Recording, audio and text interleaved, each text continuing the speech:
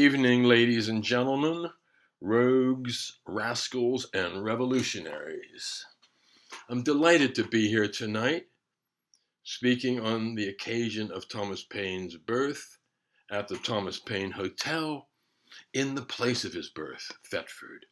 And I believe Thetford also lays claim to another revolutionary resident, Queen Boudica of the Iceni. And maybe if Thomas Paine had been born 17 centuries earlier and been a bard in this queen's court, perhaps he could have turned the tide of history. Now, Thomas Paine was an early childhood hero of mine. I'd grown up with going to bed every night to the clacking of my father's typewriter keys and the whiff of his cigar smoke, because he was a writer. So when I heard about this dude who followed the American Revolutionary Army around with a pen instead of a musket and a drum skin instead of a desk, I just thought this was the coolest, most romantic thing, heroic, that I could imagine. And it wasn't until I was in high school that I caught up with who this character was. But again, in high school, it was kind of a footnote to our history classes, and we had much more about the Boston Tea Party, Paul Revere's Ride, and George Washington. So it wasn't until I was in my late 20s, I was taking a course called Volitional Science 50, which was about the power of freedom and the perils of coercion. And I found out more about Paine here, and I found out that his book had been the best-selling book of the 18th century and had turned what was essentially a protest fight, saying we want better representation in Parliament, less taxes, into the American War of Independence. And he also turned the tide of that war.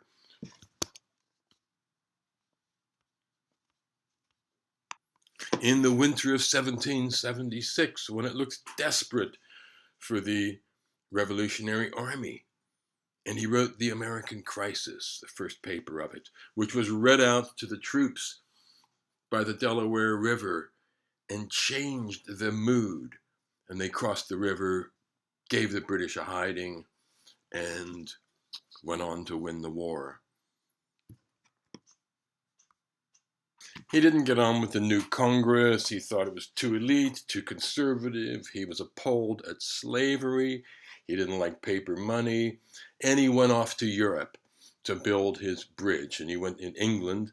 He was building a revolutionary iron bridge at the time of the French Revolution. He then wrote The Rights of Man in defense of the French Revolution, which was being attacked. In The Rights of Man, he asserted our right to replace a tyrannical government. And he particularly laid into hereditary monarchies as really crazy. So he had to leave England very quickly, escape the hangman's noose. He went to France in the throes of the revolution. And there he realized there was another book he wanted to write. And this was about the church and religion. As he said, it is the scheme of the government to hold man in ignorance of his rights, and the scheme of the church to hold man in ignorance of the Creator. And he was falling foul of the Robespierre's gang, the Montagnards in the Revolution. So he rushed to finish the first draft of The Age of Reason and finished it 6 hours before they came to take him off to the Bastille. And en route to the Bastille, he managed to talk his jailers into stopping off someplace where he safely left this manuscript in case he never came out of the prison. And in fact, he very nearly met the guillotine, but for a piece of paper turned the wrong way around on a jail door. He came out. It had been published in America, 17 editions, bestseller, but he'd written it without having a copy of the Bible or New Testament. As he said, I didn't have these, though I was writing against them. And in it, he was writing from the heart. He was saying things like, I do not believe in the creed professed by the Jewish church, the Roman church, the Turkish church. My own mind is my own church. And he believed that the word of God is in the creation we behold, not in written words on bits of paper. But it had been attacked, so he wrote part 2 of The Age of Reason with these books to hand, and he tore into them. When he'd finished the Old Testament, he said, I have now gone through the Bible as a man would go through the woods with an axe on his shoulder and fell trees.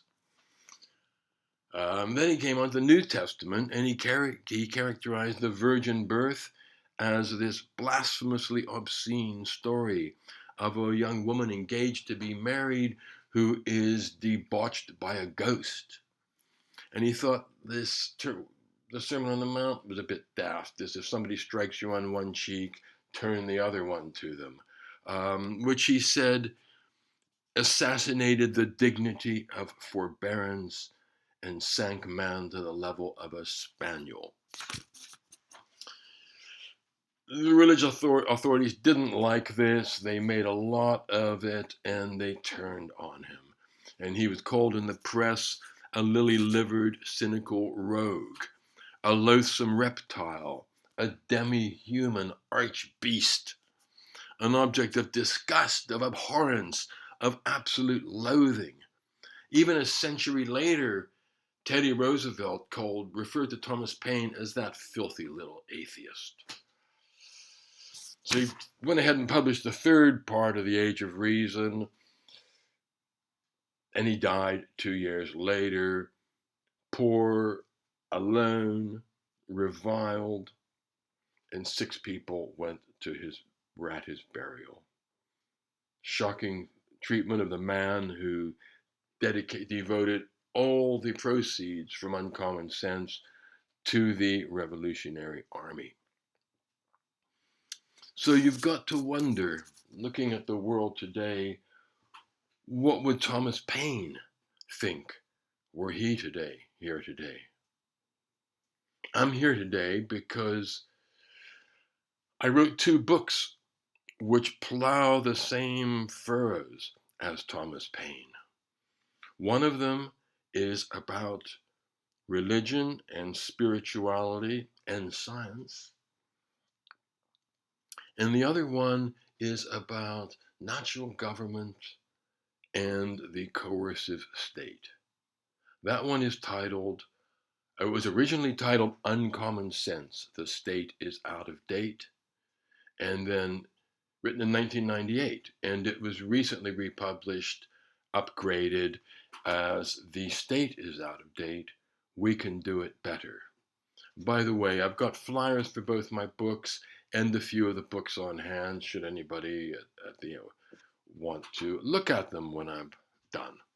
Now, The State is Out of Date suggests that living in peace, cooperation, harmony with each other is a more natural state for human beings than is the endless conflict and constant confrontation which we experience today. And there's nothing intrinsically human about waging wars. And it's a fairly new appearance on the human scene. It's only been around for about 4,000 years. We've been here hundreds of thousands of years.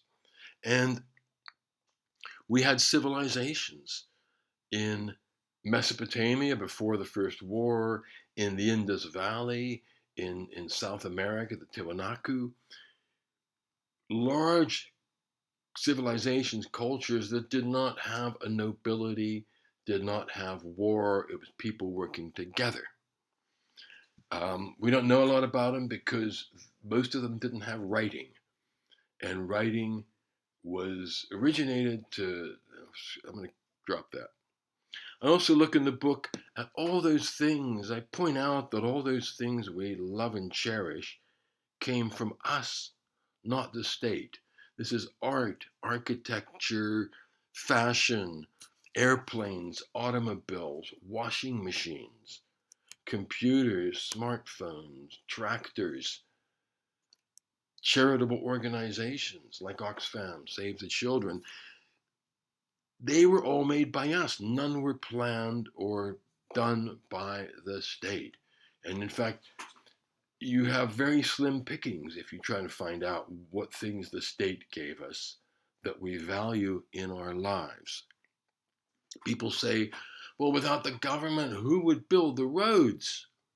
And they forget that we built the railways, the canals, the underground tube systems, airline industries. Building roads is not that hard. Now, in the insights of this new science chaos theory in the late 20th century really provided more strength to the book. This showed how complex systems self-organize when you've got lots of components acting independently and unpredictably. An order forms, and you see this in the rainforest. Nobody plans where the frogs in the trees go or where it's going to rain.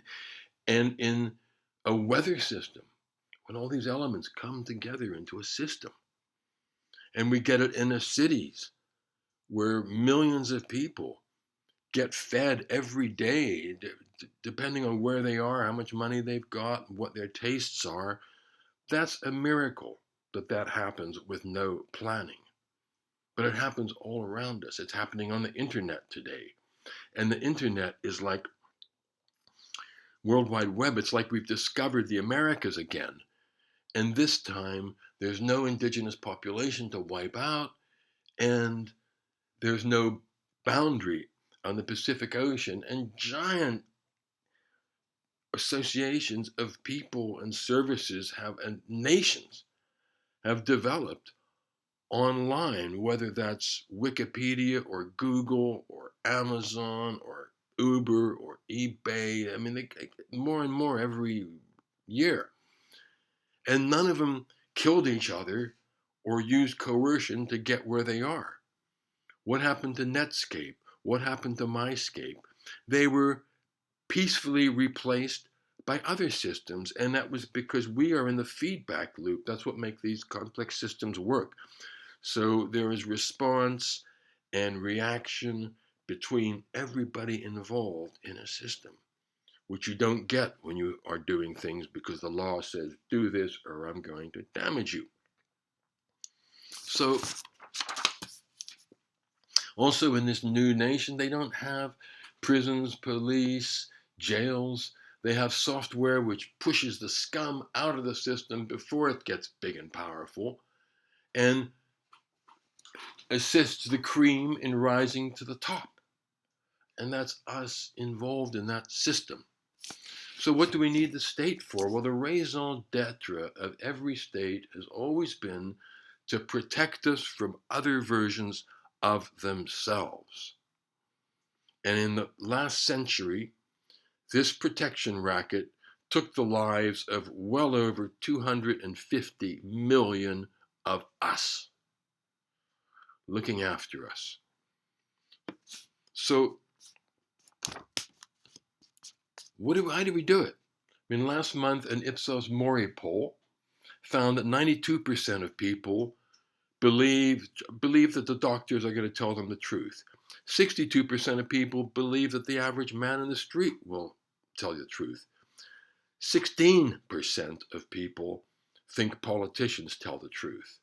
So another way of looking at this is 8 out of 10 people don't trust politicians to tell the truth, yet we trust them with more than half of our disposable income, the money we make, and expect them to run the world. So they are not a necessary evil. They're just a very entrenched one. Now, the other book I wrote Son of God takes on the most strongest taboo in the Christian church and in the Islamic church as well, which in Islam as well. And this is a taboo that scientists still respect out of habit, not the scientific principle. And I suggest that ancient cultures like the Aztecs, the Incas, the Greeks, the Egyptians, the Sumerians, the Cherokees, the Aztecs, the Celts, the Norsemen, Japanese Shinto religion, the Hindus, got something right that the Christian church and the Bible got wrong. And that is the belief that that which brings us the veritable light of life knows life itself.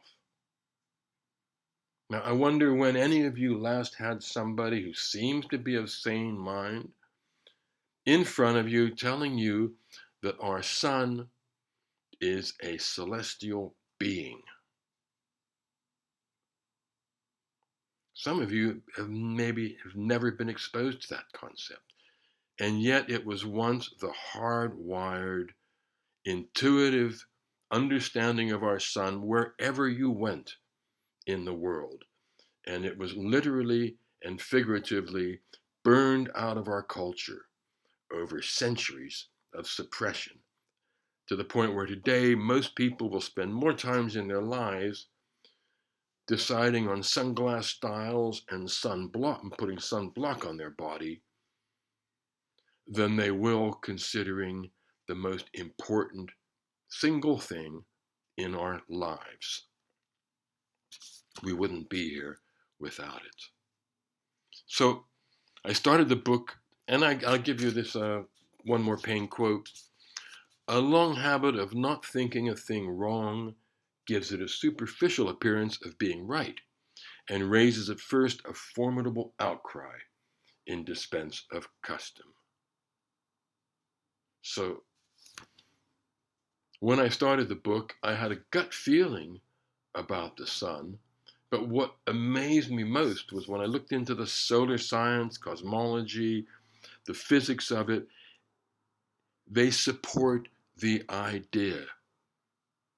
They certainly don't contradict it, and stars do not behave like accidental balls of gas responding to nothing more than the laws of physics. There's so many mysteries out there. And once you take this on board, we start to fill in the missing pieces of the cosmic jigsaw puzzle. So that book is titled Son of God. I've got copies and flyers here for both books. And obviously, Son of God, the spelling is, well, you know how I spell son in that title. And once you take this on board, it's not difficult. It's not a difficult concept because the church is not embedded and entwined in our lives. But you can't say the same about the state, which raises the question, suppose we can do it better than the state. How do we ever replace them? And of course, the American founding fathers thought that by keeping a well-armed, well-maintained militia, we would deter any would-be despots. Dream on. And to answer the question, I haven't got an answer, but I point out that we may have to rise to the challenge of replacing the state if we ever reach those uncharted waters to which the financial crisis of 2008 was kicked downstream. And if that comes about, as it very nearly did 8 years ago, the banks would collapse. Bankruptcy That's where we got the word. They can fail. And if they do, some of those coercive states, some of those governments that they support may also collapse. And if that does, then we'll see how essential they were to life. And I have no doubt that we can rise to the challenge. And that those who build container ships, make iPhones, grow wheat, and bake bread have still got all the resources, physical and human, to hand with which to do that. There's just this small detail of how we assign relative values to things. Because none of these things require the state or a banking system to bring into being. So I'm going to end now with two more Thomas Paine quotes. The instant formal government is abolished, society begins to act. A general association takes place, and common interest produces common security. Now, we have never been more connected in the history of mankind than we are today to promote that general association. And finally, we have it in our power to begin the world over again. If it comes to it, let's hope we do. Thank you.